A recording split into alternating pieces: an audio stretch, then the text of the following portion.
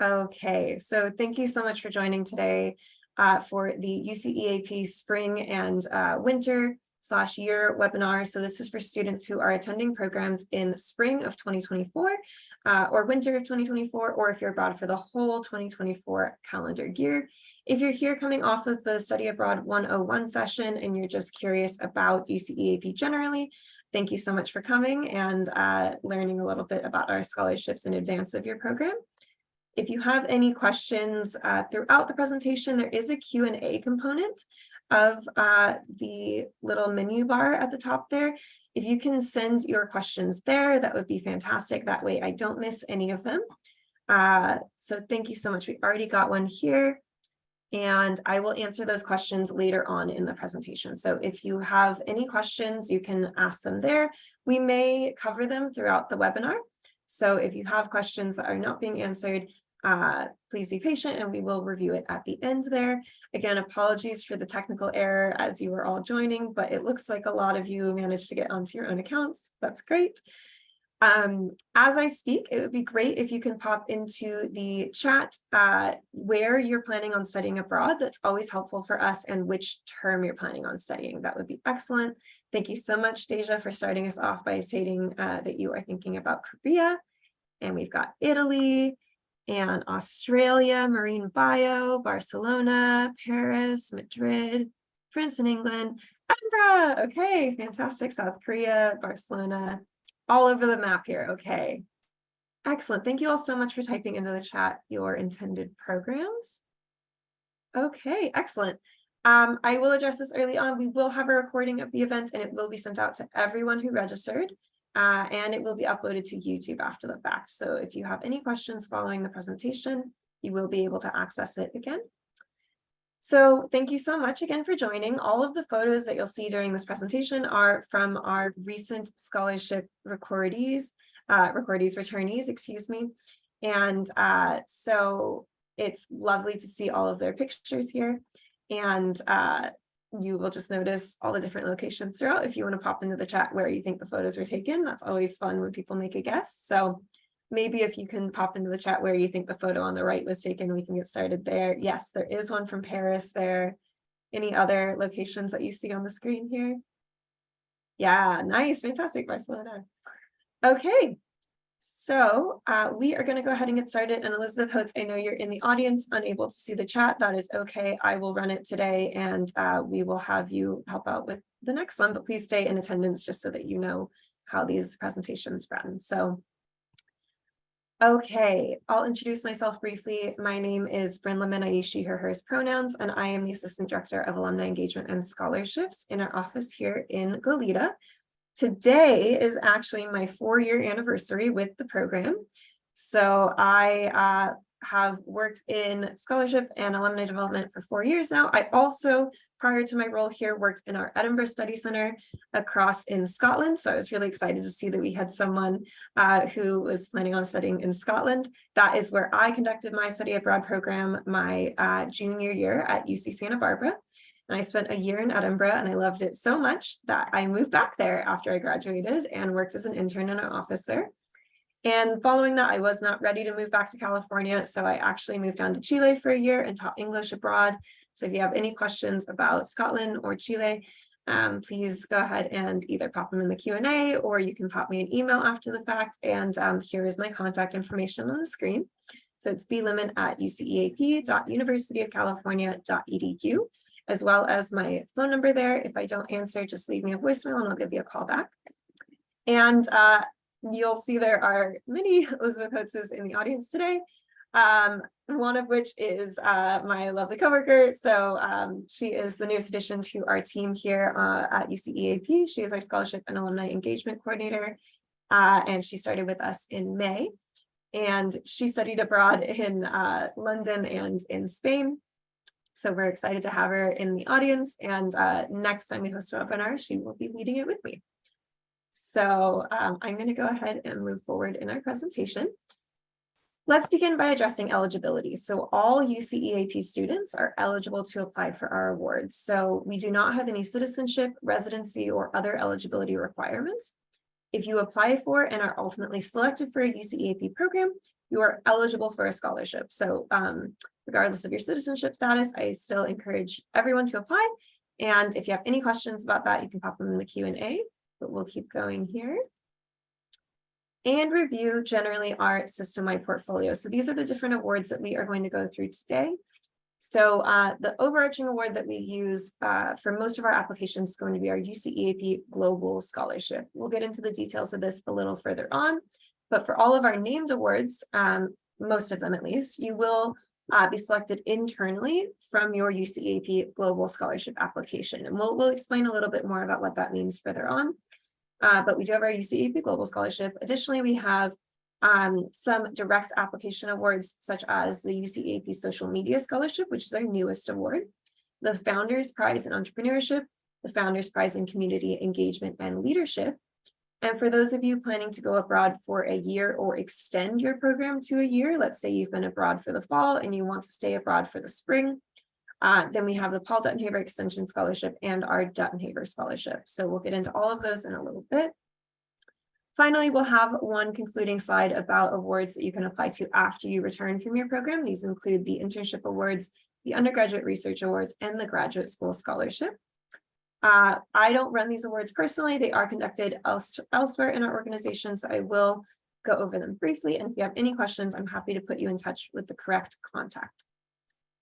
So let's review our deadlines here. So our UCEAP Global Scholarship, our deadlines run each year as you see below. So our spring year, which is our upcoming cycle, has already opened on August 15th, and it is due by September 15th. So ensure you do submit your application by September 15th. For our spring/winter program, our scholarships will be $2,000. So the quarter, semester, or year-long programs, these awards are $2,000. If you're going abroad for the year, you will want to apply for the Global Scholarship each term that you are abroad. Yes, thank you, Kate, for asking for clarification on that. Year does refer to spring 2024. Oh, pardon me, let me clarify. Year typically refers to fall and then spring. We do have off-cycle programs, so students who are studying abroad in Chile do qualify for the off-cycle Duttenhaver. So they are considered a year-long program from spring 2024 through fall 2024. Traditionally, it's from fall to spring. So had you studied abroad last fall, and you're thinking about going abroad again in the spring, that would be a traditional year-long path. And yes, for summer, we offer $1,000 scholarships. So if you're planning on studying abroad for summer, that would be $1,000. And please ensure that on all of these deadlines that you see below, whether it's September 15th, February 15th, or March 15th, depending on the term that you're applying, you must apply by 11:59 p.m. on the day that it is due. Thank you for asking for clarification about this, Sasha. The winter deadline is the same as spring, so it's going to be September 15th. So those applications are currently open. And Deja is asking, can you receive more than $2,000? You can, and we'll explain how throughout the presentation, but in terms of our global scholarship, that is the highest amount. But there are other scholarships which can present more funding than $2,000. So we'll review that as we go through. So our global scholarship here, this is the general application process. You will need to fill out a form, which entails identifying your personal information. So your name, your student ID, your GPA, and things of that nature, as well as filling out a statement of purpose. The statement of purpose is 750 words. The link to apply for scholarships is here on the screen, and I will type it into our chat quickly. And let me type it to everyone. So it is uc-eap.ucop.academicworks.com. If you click on that link or place that link into your browser, you should have access to our application site, and that's where you can begin your application. Type in the chat if you have already begun your application. That would be helpful for me to know how many of us have already started one. Please let me know. Excellent. A lot of people have started or submitted theirs. Fantastic. Congratulations on getting a head start. And it's always helpful to do so prior to these webinars because it gives you a little bit of insight into what questions you may have. So thank you for doing so. And someone asked, will the slides be shared later? They will not, but the recording of the presentation will be. So you will be able to access it there. If you can just scroll through the presentation. And finally, you will need to create an account on the system. So this can sometimes trip up students and they get a little confused thinking that their account that they generally created to apply to UCEAP is the same as their scholarship account. It is not. And so you do need to ensure that you create a separate account. You can use your UC address, you can use a personal email address, anything is fine. If you aren't receiving a confirmation email through the system to say that your account is live, I would recommend signing in as a personal email. Just sign up under that. Sometimes our UC addresses can block automated emails from our account. So if you're having trouble with that, go ahead and sign in using a personal email. Also, I'm noticing a few comments in the chat about with questions. Go ahead and put them in the Q&A, and that will be really helpful. If you're having trouble accessing that link, I will go ahead and send out the link to all registrants after the fact. So if you're having trouble with it, you can also click on that original email we sent out with all the details of the cycle. So the form I mentioned looks like this. Many of you are signed in as Elizabeth Hooks, so we'll just run as Elizabeth Hooks here. So you'll fill out your personal information here, and these are just general demographic information questions. Your reviewers will not see any of this information. So all of your applications are anonymized, and should you choose to put in any personally identifying characteristics within your personal statement, viewers will obviously see those, but otherwise the process is conducted anonymously. So please know that. And once you fill in your general application, you will bump down here to our most recent conditional application, and you do need to fill this out. This is required. If you do not fill this out, then you may not be prompted with the correct scholarship applications after the fact. So do ensure that you don't skip this step here. These questions here will direct you to the correct additional applications. If, for example, you are studying abroad on the Business and Entrepreneurship program, you do need to click yes in order to see that application display on your recommended opportunities page. So once you fill in all of this information, you will hit finish and submit. And you will be redirected to this other recommended opportunities page. So you'll see here the Global Scholarship and the UCEAP Social Media Scholarship. These are open to all applicants, and so they will pop up on everyone's screen. If, for example, you had selected yes here on the Social Justice and Activism program question because you are going on that program, then you would be prompted with the correct application here. If you are not attending that program, do click no. If you apply and are actually not on that program, you will not get the scholarship. You must be attending that program to qualify. So once you're on the screen, you're going to click this orange apply button, and you will fill out some redundant information here just so that is on your actual application as opposed to just getting you in the system. And then you'll be sent to our statement of purpose down below. So I will read this out loud. You can read along with me on the screen. Our statement of purpose is 750 words, and it addresses the following questions. What sparked your interest in studying abroad? How will your program abroad relate to your academic career and or personal goals? What academic preparation have you done for your program? If you are a student with financial need, please discuss how this has impacted your decision to study abroad. How do you hope to, what do you hope to experience while abroad? How do you anticipate you will embrace challenges abroad? How do you hope to grow personally while abroad? And finally, if you are a student who identifies with a cohort that is traditionally underrepresented on study abroad programs, please discuss how this has impacted your decision to study abroad. That is our general prompt. You'll notice that it is pretty long. There are quite a few questions. We don't necessarily expect students to address every aspect of the prompt. I would recommend that you try to address each of them to some degree, but you are encouraged to focus on whatever aspect of the prompt you feel resonates most strongly with you. So do try to address each point, but you can focus your energy and word count on the part that you feel will make you shine as a student. We'll get into some tips about applying in a moment. Let's review award selection quickly. So thank you for that question here. Sonia, you'll see the underrepresented students listed below. So award selection will be primarily based on academic merit and integration of a selected UCEAP program into a student's academic and career goals as demonstrated in a personal statement. So we'll explain what this means in a moment. We'll keep going here. Students with financial need or who are traditionally underrepresented in UCEAP should include the impact these elements have had on their decision to study abroad. So underrepresented students include those who have transferred to the UC from a community college or state university, veterans, first-generation college students, participants of year-long programs, and students on programs where the majority of classes are taught in a language other than English. So these are students that are less common on our programs. And so we would love for you to explain how, if you have experienced something like this has impacted your ability to study abroad. Sometimes students who are on STEM paths can explain that it might be challenging to fit it into their workload, things of that nature. And some tips beyond these original ones: make your statement memorable. So be specific about your background and your reasons for going abroad. I would say this is the number one tip that I can give you. We read hundreds of applications each term, and our reviewers who are put in charge of this process read about 20 or so. And so it can be easy to kind of fall within this muddled pile of applications if there isn't something that really makes it stand out. So you want to make sure that you have a strong voice in your application.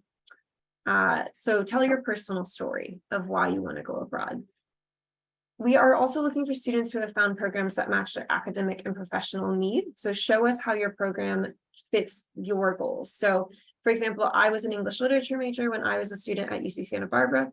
When I went abroad at the University of Edinburgh, I chose a lot of courses that I was not able to take at my home campus. I was able to discuss that in my applications and talk about the research that I had done on the city and how many literary figures had come from that city. So if you, for example, are studying abroad in Spain because you really want to learn Spanish to work with Spanish speakers in your career as a doctor, that's something to explain. Or let's say that you are going to Australia to study coral reef populations because you are an environmental science major. That is really important to focus on and highlight in your application.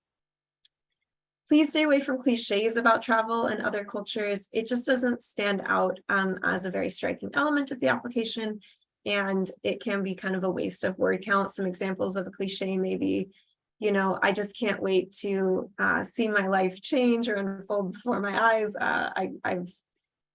Or to talk about traveling to other countries. So we really want you to emphasize time spent in your host country versus the chance to travel to other countries on the weekends. This is obviously a wonderful part of studying abroad, is the opportunity to see the world, but you did choose the country that you are studying in for a reason, and we would love to understand that reason, as opposed to, you know, learning that you chose Berlin because it's a central hub for really cheap Ryanair flights to other countries. That's just not a very compelling argument as to why you should receive a scholarship. And again, please explain a little bit of your personal experience and background. So pre and post program requirements. Let's say you are one of our lucky recipients of an award, one of our very deserving students, then you are going to submit a thank you letter to the donor of your award upon acceptance, as well as a headshot of yourself so that we can put a name to a face. And after the program, you will need to write a 2-page report on your time abroad, as well as submit a minimum of 3 photographs from your experience abroad. You can choose whether the statement or these photos are used in any kind of stewardship or marketing purposes, but they are required regardless, but they can be kept within the system, and that will all be within the permissions once you've joined. So here's a list of some additional scholarships you'll see in our system. We had a question earlier: is $2,000 the most I can receive for a semester program? No, it is not. So some of our named awards are for higher value. So our $2,500 Jasmine Jahan Scholarship, or the Olivia Chan Ship Award, as well as our Foundry Surprises, which we'll get into in a moment, are all for higher amounts than our global scholarship. Same with our Theta Shapiro, our Guardian Scholarship. We also have our social media scholarship, as we explained, and the Paul Dettenhaber Extension Scholarship. So we'll get into all of these in a moment. Most of these awards, so the Jasmine, the Olivia, the Bill and Olivia Alloway, the Theta, and the Guardian, are all selected internally. So you will not be submitting an application directly for these. You will be instead submitting your global scholarship, and if you qualify for an extra award, we will select you internally. So Basically, what happens with our named awards, as we call them, is we take the top 10% of students based on their ranking from their global scholarship. And if they qualify for any of these scholarships, they will be considered. So for the Olivier Chan-Ship Scholarship, for example, this is for communication majors in Rome. It's pretty specific. So we'll take the top 4 communication majors in Rome, and we will send that across to our donor for the award, Olivia's mother, and she will go through and select the proper candidate for her, and then we will notify you. Okay, let's talk about our social media scholarship. So this is an award that we're really excited about. It is a new addition to our portfolio. So skilled in filmmaking or have experience creating content for social media platforms, we encourage you to apply. So this award is really to try to highlight our program. So we would love to see content from students abroad. If you are really into filmmaking, if you blog, for example, or make YouTube videos, then we encourage you to apply for the scholarship. It will be a $500 award, and you will need to submit a 30-second trailer showcasing your experience in filmmaking, as well as a short essay to talk about your experiences. Okay. Let's move on to our Founders Prize. This is our Founders Prize in Entrepreneurship. This aims to support and motivate future change makers whose academic and professional interests will contribute innovative and sustainable solutions to complex global problems through entrepreneurship. That is a long sentence, all to say this is a very specific scholarship looking for a very specific cohort of students. So we want you to demonstrate entrepreneurial spirit and emphasize connections between education, social justice, and community. You will do so through a 500-word statement of purpose, as well as a letter of recommendation. And this award is $5,000. So for a semester, that is quite a high, that is probably the largest award we have for a semester program. And so it is a more extensive application, but if you are studying abroad on the business and entrepreneurship program in London, I do really recommend that you apply. We don't receive that many applications for this award each term. I think last year we received 8. We do only select 1 of those 8 students, but I do really encourage you to apply. We also this year are flagshipping a new program.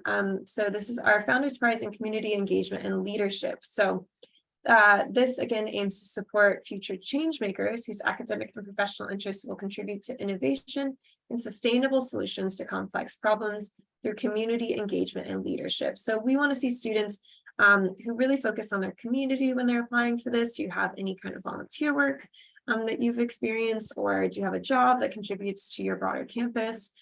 We want you to emphasize connections between education, social justice, and community, once again, through your statement of purpose. And this award does also require a letter of recommendation. This is only for students studying abroad on the Social Justice and Activism in Paris program. Let's discuss combining funding quickly. So funding for the UCEAP Global Scholarship cannot be combined with funds from other named awards. So like the Olivier Chan-Ship Award. You cannot combine those 2 awards. So you will either receive the Olivier Chan-Ship Award for $2,500 or a $2,000 global scholarship. We do not combine them. The reason we do this is to spread our funding as evenly as possible across our student body.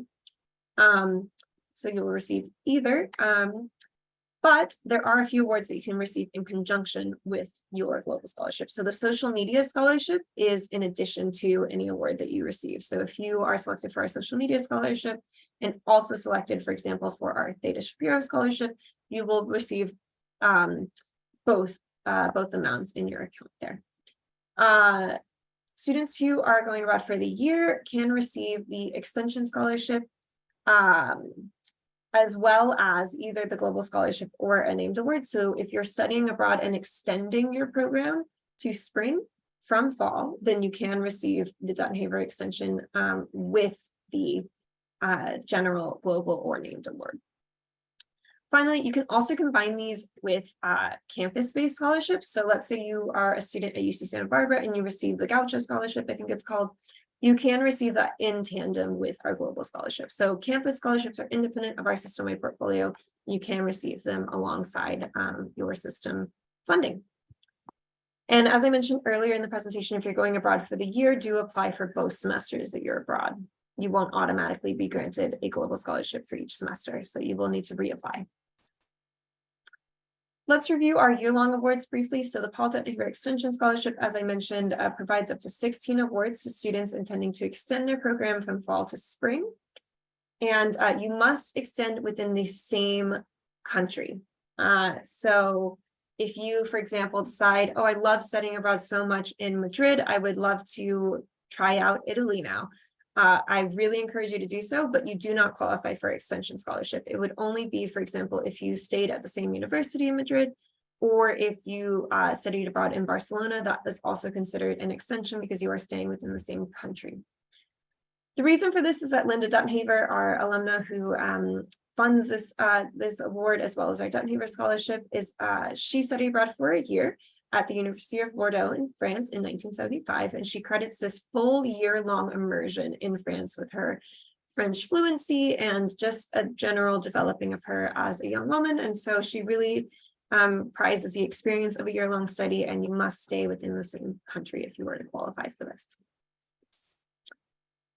So finally, we also offer our Duttenhaver Scholarship. So this is for off-cycle programs this term.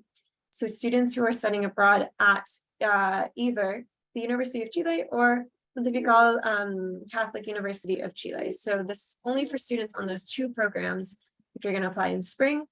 If you are coming off of the Study Abroad 101 scholarship, Study Abroad 101 webinar, and you are just here for general information about future terms, and you're thinking about going abroad in the fall or the year next year, if you're going on any other year-long program that is more traditional from fall to spring, you would qualify for a Duttenhaver Scholarship. So here's our deadline here. So the general Duttenhaver Scholarship for our off-cycle programs is September 15th. It is due by then. The Paul Dettinger Extension Award, because some students choose to extend later on in the term, is not due until November 1st. So do submit your award by November 1st. These require an online form, a statement of purpose, and we do recommend a letter of recommendation. It is not required, but does go a long way towards making your application stand out.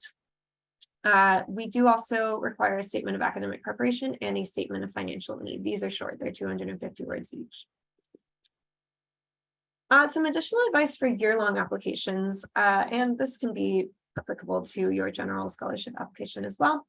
A strong academic record matters, but it is not the most important aspect of your applications. So when I studied abroad or was applying to, I actually had switched majors from chemistry into English literature. And so my GPA was a 2.7 at the time, I think. And so I was below the 3.0 requirement or recommendation, I should say, for many programs. But I was able to write and explain, hey, I had, I changed majors and I was clearly in the wrong career path. And now I feel like I'm back on track, and you'll see my grades have improved since then. And I have a feeling they will only continue to do so in my program. So if, for example, you've changed majors or you've had a family hardship in the last year that has resulted in your GPA being lower, to whatever extent you are comfortable sharing that information in your application, we encourage you to do so, so that the donor of the award understands why it may be that you have a lower GPA. In your personal statement, keep it personal. Again, Linda will read upwards of 80 applications a year. And so she does need to see a little bit of personality in your application and try to remember you that way. And finally, in your financial statement, explain your current financial situation. If you're able to contribute to your own costs, as in working a job on campus or babysitting or working over the summer prior to your program, definitely explain that in your application. Our donor really loves to see students who are investing in their own education. So please feel welcome to explain that. Also, if, for example, within your financial, the financial component of your application, let's say you are not actually receiving a lot of financial aid because your family doesn't qualify for it, but you are, for example, supporting a sick family member, or, you know, a lot of people have varying financial situations, you will go ahead and explain that if you can within your statement of purpose. And that is always really helpful for us to understand your financial situation. Okay, additional application advice here. So a letter of recommendation from a supervisor or TA who knows you well is much more useful than a letter from a professor who cannot speak to your personal goals and successes. So let's say that you are taking a class from a Nobel Prize winning physicist. That's fantastic. But if that Nobel Prize winning physicist only knows your first and last name, they are not going to be able to write a wonderful letter of recommendation for you. So I highly encourage you to get a letter from a TA that you see on a weekly basis, or a supervisor from your on-campus job, or even someone who's seen you through volunteer work in high school. Someone who knows you well would be the best point of contact for your letter of recommendation. Obviously, we do not encourage you to get them from family members, but anyone who knows you well in a kind of professional context would be the best option for you. Finally, spelling and punctuation, grammar really matter on your Dutton-Haver and Paul Dutton-Haver extension applications. I would say they matter in all applications across the board, but especially these. Linda Dutton-Haver was a publicist for a good portion of her career, and so she is very aware of typos. So definitely have someone read over your application before submitting it. Okay, I did mention there were going to be some additional awards that we would review at the end of the presentation. These include our undergraduate research awards, the internship awards, and the graduate school scholarship. So if you are planning to conduct research abroad or undergo an internship abroad, definitely look into these awards on our website. If you have any additional questions about them, I can put you in contact with the correct person, but start collecting information about the research that you conduct or the internships that you are undertaking while abroad, and then you will apply for them once you return to campus. Finally, if you are considering going abroad or going for graduate school, then the Middlebury Institute of International Studies at Monterey does offer a $5,000 scholarship to those who have studied on UCEAP. So if you're thinking about grad school and you don't have a set location in mind, I would definitely look into that if you are going to be a UCEAP student. Okay, that is all of our primary information here prior to our Q&A portion. So if you have questions, please put them in the Q&A now. This is also our general inquiries email here, the scholarships at uceap.universityofcalifornia.edu. If you have questions following this presentation, please email them there. And I will go ahead and start answering our Q&A here. So our first question here is, do I write about why I studied abroad or why I chose the country? Yes, absolutely. So that will be within the prompt for the statement of purpose. Why have you chosen your particular country? And why have you chosen to study abroad? That's exactly it. I will go ahead and answer that one. And should we avoid overlapping with the statement of purpose? I'm not sure I understand what you mean by that. So if you want to add some clarity into the chat there, I'm happy to answer that question for you.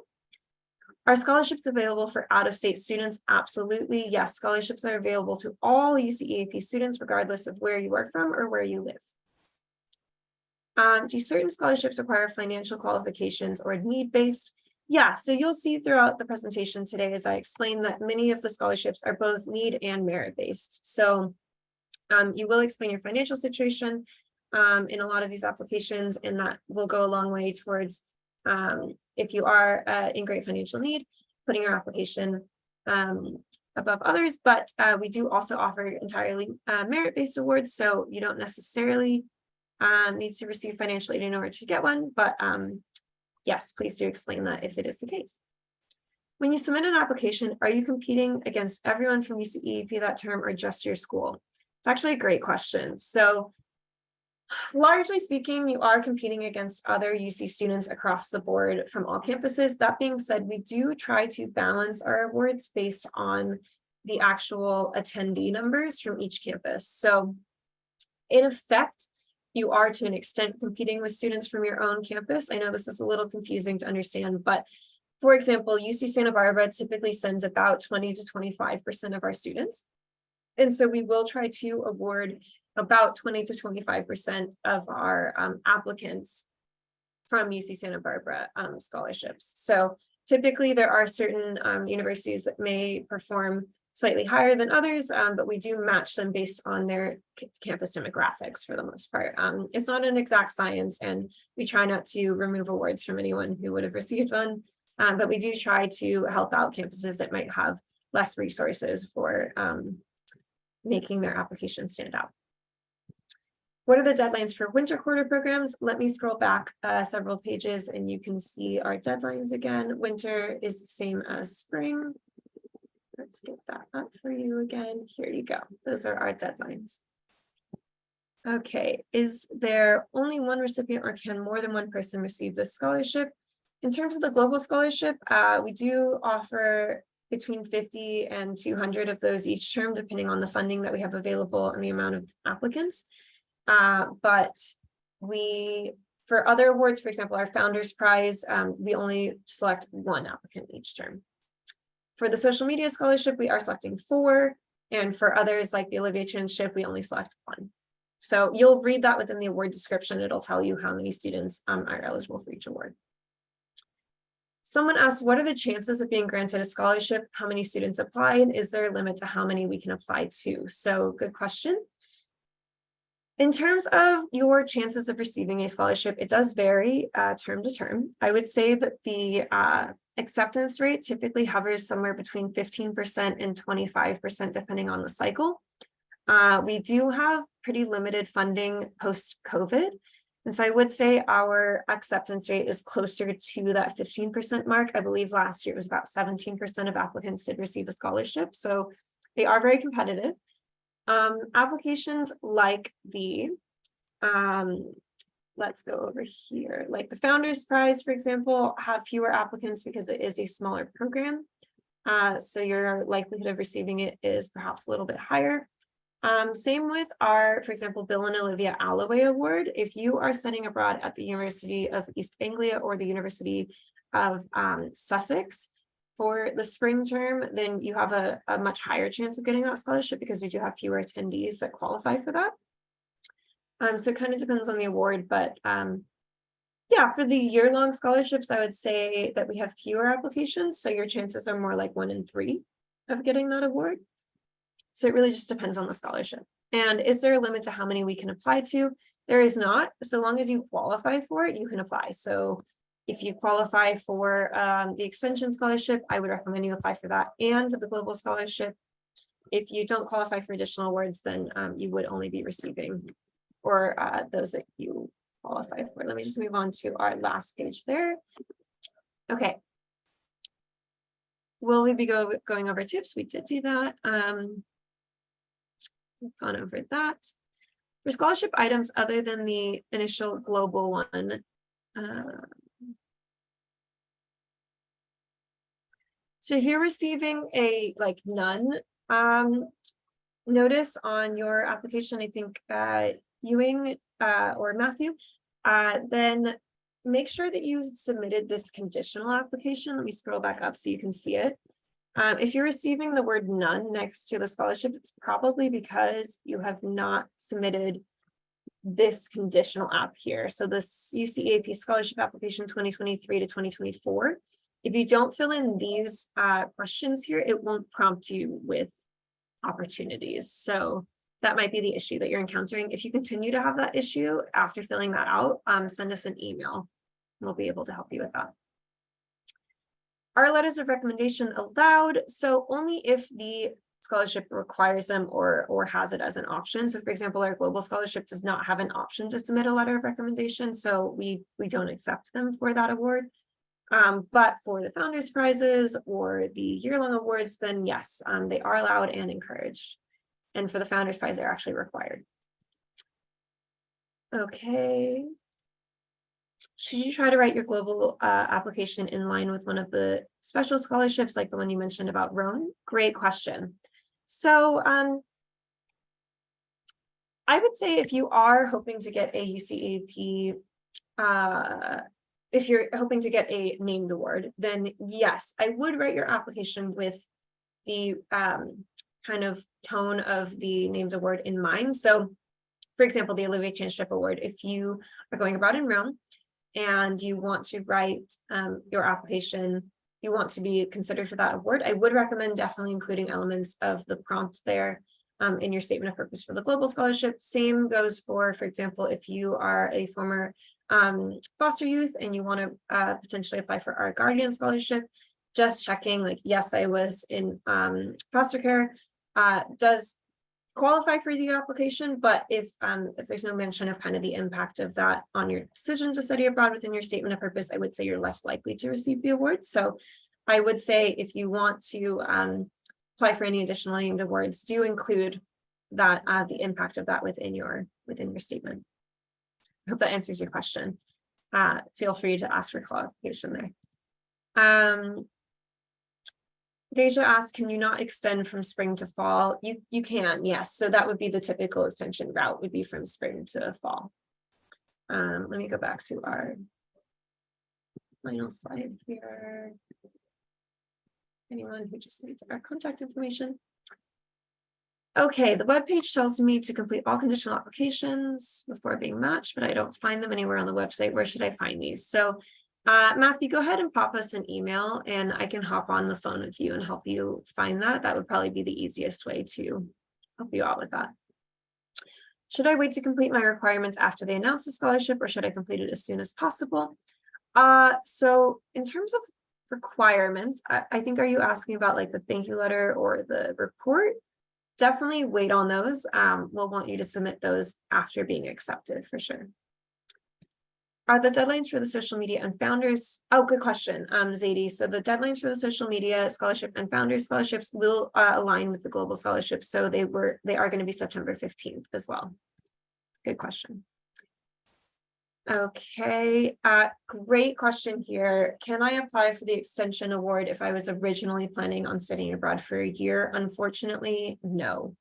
So the extension award is only for students who went abroad in the fall and decided then to extend. If you're planning to study abroad for the year all around, unfortunately, that does not qualify for our extension scholarship. That would be just a general debt paver award, so it does not qualify, unfortunately. Okay, what should we do if we are not receiving a confirmation email when making an account to apply? Great question, Summer. Please go ahead and register with a personal email address. Just create a new account using your personal email address, and that should send you the letter of confirmation, or you can email our account here and we'll try to send you the link individually. So if you're not finding that email, pop us an email with that question and I'll help you out. Okay, the next question is, you cannot receive the global scholarship in combination with a Founders Prize. Correct. So if you receive the Founders Prize, you will not be receiving a global scholarship in tandem with it. So if you're selected for the global scholarship, but then afterwards is selected for the Founders, you would not receive the global scholarship. Thank you for asking.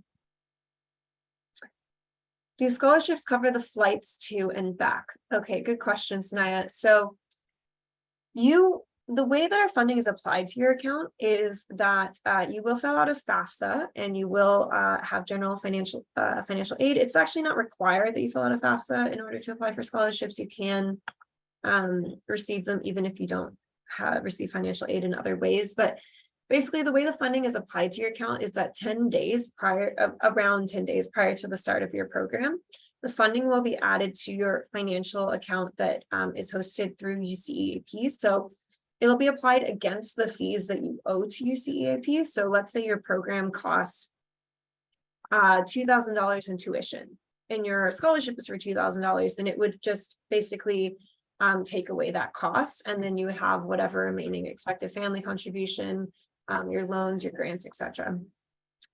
It's a little bit confusing and I don't work specifically on our finance team, so I'll try to explain this as best as I can, but our scholarships do not replace your grants as quickly as they would your loans. So let's say you're receiving a lot of loans, our scholarship would probably go in to replace some of those loans prior to replacing grants. Some external scholarships, unfortunately, might replace grants. I know that's kind of confusing. And if you have additional questions about that, go ahead and pop me an email and I'll introduce you to your financial assistant for your program, and they'd be able to explain that a little bit better. But basically your question was, do they cover flights? You will only be receiving the funding 10 days prior to the start of your program. So I would say you probably want to book your flights well in advance of that. So kind of no, but in a sense, they might on the back end reimburse that flight. Let's say you've already paid off all your fees to UCEAP, you might get distributed a check, a disbursement that would kind of refill in the money that you've paid basically. Yes, there will be a recording sent out to all registrants. Okay. Yeah, so Samuel asks for more clarity on like answering the question that you align the most with from our statement of purpose. So our statement of purpose, as you would have seen in the presentation, is a bit long. Let me go over here. Here it is. There's a lot of questions here. I would say try to address each of them in turn, but let's say, for example, that you don't necessarily identify as an underrepresented student on study abroad, then you don't really need to address that aspect of the prompt, for example. So if you feel like that identifying characteristic is really important to you and a large part of your identity, then definitely focus on that in your application. If you feel it isn't, then it's not really necessary to focus on it. So that's kind of what I meant by that. I hope that answers your question. We cannot apply for summer term until January, correct? Yes, that's correct, Julia. So summer applications will open on January 15th. Thank you for that question. Do you recommend not mentioning travel to other countries at all in your application, even if it is for the time after the program? I would say if it's relevant to the statement of purpose here. So if you feel that addressing travel to other countries is relevant to, let's say, your career goals, let's say you want to join the Peace Corps or you want to do some kind of international relations, and it is important for you to see a certain region of the world, as opposed to just one country, then yeah, feel welcome to include that in your statement of purpose. I would just say really sit with whether it's relevant or not prior to including it. You don't want to waste words within this limited statement of purpose on something that isn't necessarily going to address the prompt directly. Okay, I was nominated for winter 2024 term, but I'm still waiting for my formal acceptance. Am I allowed to apply for scholarships? Great question. Yes. So even if you are still in the pending stage of your application process, do apply for scholarships. So definitely apply, even if, for example, you don't get into the program you initially applied for, but you get into a different program, or for example, our London programs tend to be really oversubscribed. A lot of students want to go to London, and you may end up with your second or third choice in another country. Or another country, but another, for example, program in England, then your statement of purpose, even if you wrote it about London, you will still receive the scholarship. It's okay if you had originally been selected, but then your program changes. That doesn't affect your eligibility for the program. So do apply even if you're not officially admitted. And someone says, should I emphasize the reasons I studied abroad or why I chose that particular country? I think we've covered that, Angelina, but if you have further questions, let me know. Okay, so someone asks, if you are a part of former foster programs on campus and you apply to study abroad, will you automatically get the Guardian Scholarship? No. So you do still need to apply to the Global Scholarship, and I would say we still receive, I would say about 4 or so students each term that have been a part of the foster care system. And so we do then go in and read their applications and select internally from those applicants. So you do want to make sure that you are still putting forth a competitive application, because you will not automatically be granted that scholarship. None of our scholarships are automated. They are not just a general reduction of costs. So you do still need to apply.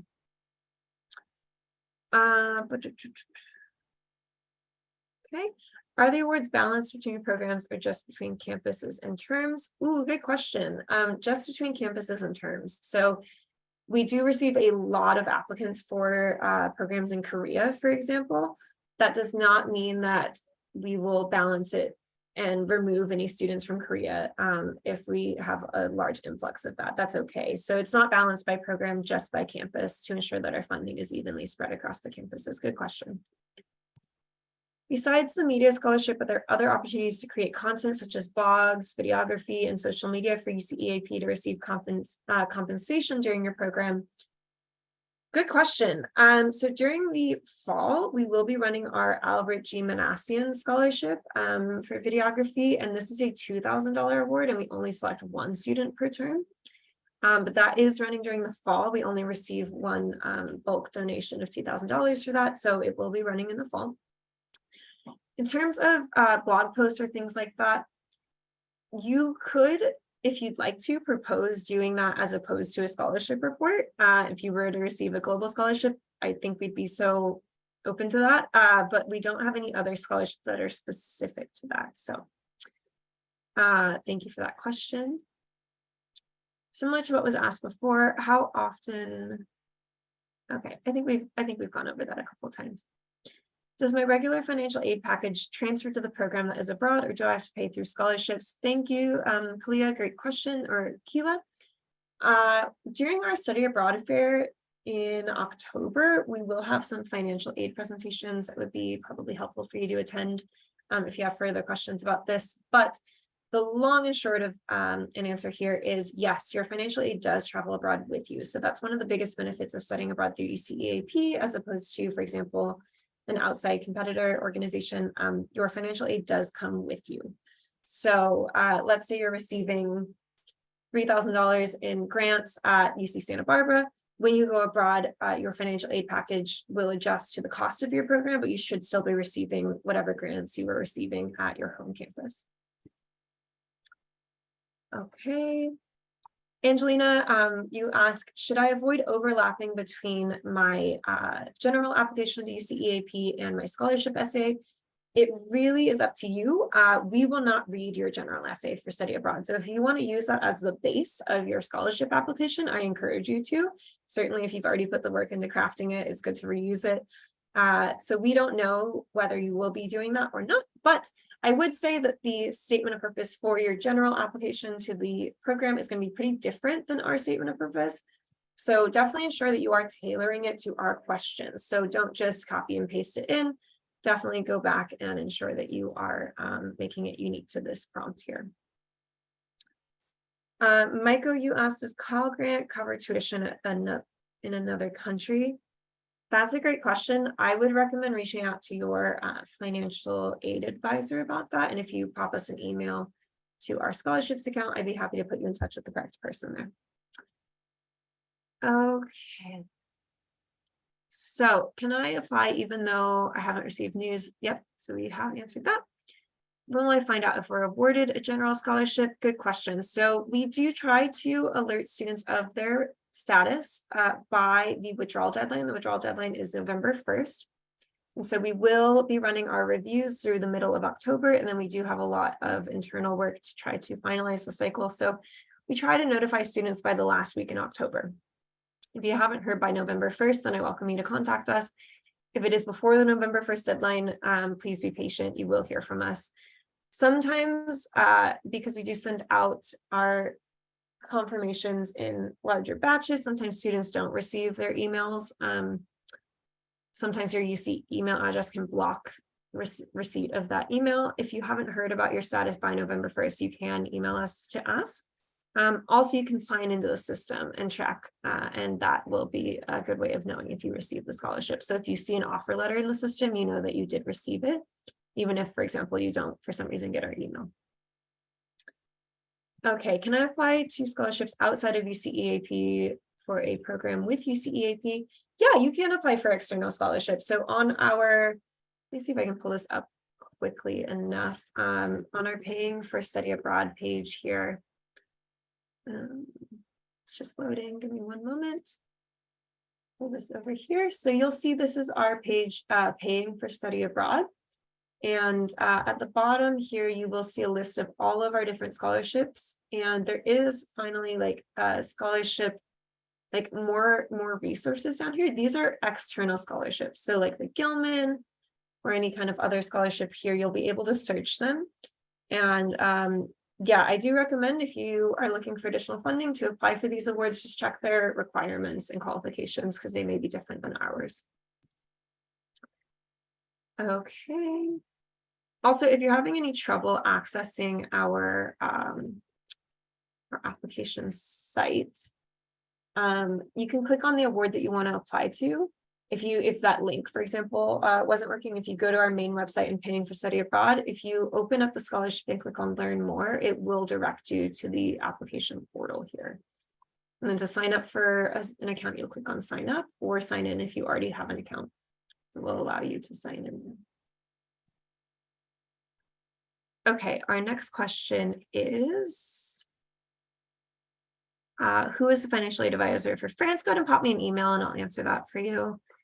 And yes, the application for our Founders Prize is September 15th. Okay. Those are all 43 of our questions. So if you have any additional questions, do feel welcome to contact us directly. Again, I'll leave our final slide on the page here, which is our email address. Oops. And thank you so much for attending today. Just by attending, I think you've already put yourself in a good position to write a strong application. And I encourage you to get that done as soon as possible. If you have any questions about your statement and you want to send us a question via email, then we're happy to answer it for you. But I wish you the best of luck. And I'm so excited to see all of you who are going abroad on our programs. I really hope that you have a wonderful time on UCEAP, and congratulations on this exciting adventure ahead of you. Thank you so much for attending today.